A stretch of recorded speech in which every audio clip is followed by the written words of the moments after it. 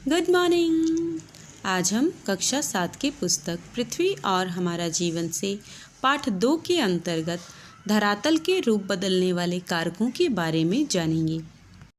धरातल यानी कि पृथ्वी का तल।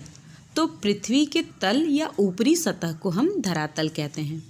और जैसा कि आप इस चित्र में देख रहे हैं, पृथ्वी का तल कहीं से ऊपर उठा हुआ है और कहीं गहरी खाई जैसा है।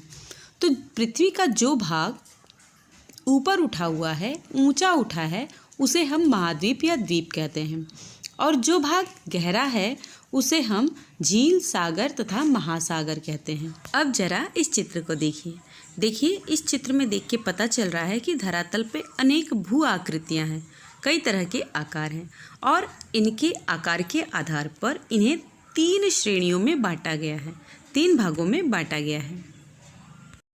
प्रथम श्रेणी में है महाद्वीप और महासागर, द्वितीय श्रेणी में पर्वत, पठार और मैदान आते हैं और तृतीय श्रेणी में टीले, नदी, घाटियाँ और डेल्टा आते हैं।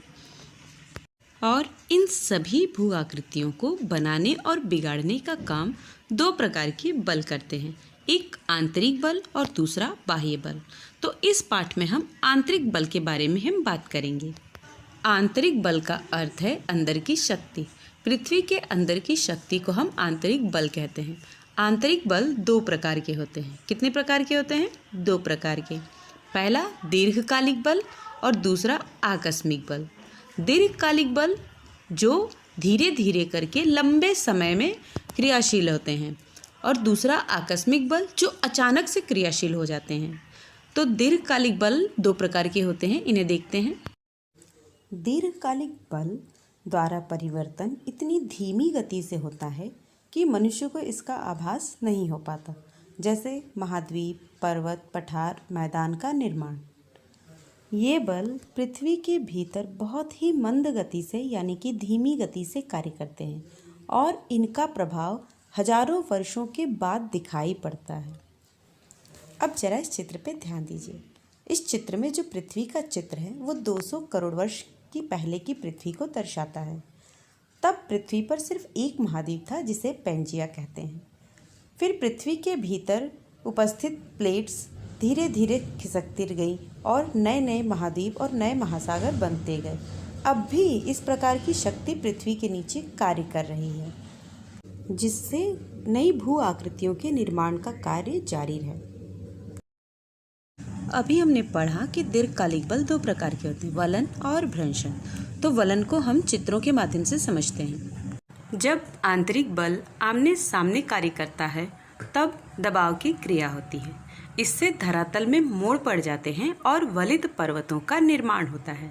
चित्र में देखिए, ये जो आपको तीर दिखाई दे रहे हैं ये आंतरिक बल को प्रदर्शित कर रहे हैं। जब बल एक दूसरे के सामने काम करते हैं तो जिस सतह पे ये बल लगते हैं उसमें मोड़ पड़ जाता है। ये देख सकते हैं आप चित्र में, ऊपर जो मोड़ पड़ रहा है वो इन्हीं बलों के कारण पड़ रहा है। जैसे आप अगर रुमाल को या कागज को दोनों तरफ से मोड़ेंगे तो बीच में सिकुड़ जाएगा और इसी प्रकार सिकुड़ने से वलित पर्वतों का निर्माण होता है। हमारा हिमालय पर्वत भी एक वलित पर्वत का ही उदाहरण है। आइए अब भ्रंशन के बारे में जान लेते हैं। अभी हमने पढ़ा कि जब आंतरिक बल एक दूसरे के सामने कार्य करते हैं तब दबाव की क्रिया होती है, जबकि भ्रंशन में जब बल विपरीत दिशाओं में कार्य करते हैं तो उससे तनाव की स्थिति आ जाती है और दरार घाटी का निर्माण होता है। मान लीजिए आपने कोई कागज पकड़ रखा है और दोनों हाथों से आप उसे खींच रहे हैं तो कागज बीच में से फट जाएगा। उसी प्रकार धरातल की सतह पर भी होता है। जब धरातल की सतह के नीचे आंतरिक बल एक दूसरे के विपरीत दिशा में कार्य करते हैं तो उसमें दरारें आ जाती हैं और इस प्रकार दरार घाटी या रिफ्ट घाटी का निर्माण होता है और इस बल को हम भ्रंशन बल कहते हैं। अब इस चित्र में आप देख सकते हैं कि रिफ्ट घाटी या ग्रोवन का निर्माण किस तरह से हुआ है और वलित पर्वत का निर्माण भी उसके बगल में दिखाया गया है।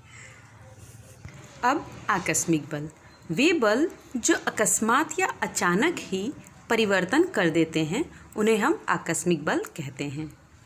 ये 2 प्रकार के होते हैं, ज्वालामुखी और भूकंप।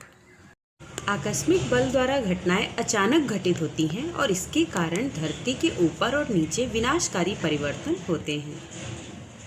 और आकस्मिक बल के अंतर्गत ज्वालामुखी और भूकंप आते हैं।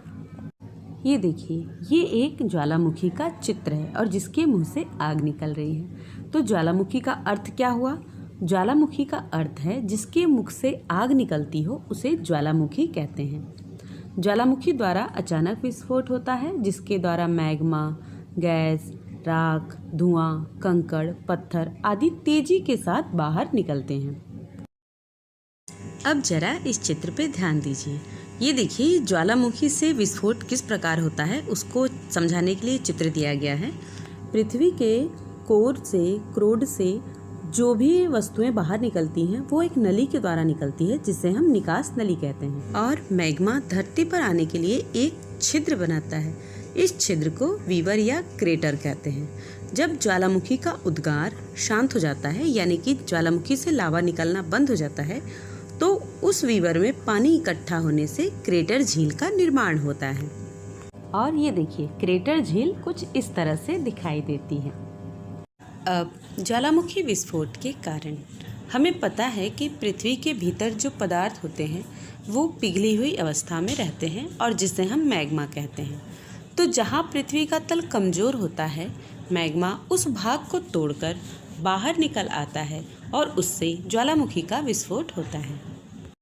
ज्वालामुखी 3 प्रकार के होते हैं। पहला जागृत ज्वालामुखी, दूसरा सुषुप्त ज्वालामुखी, तीसरा शांत ज्वालामुखी। जागृत ज्वालामुखी।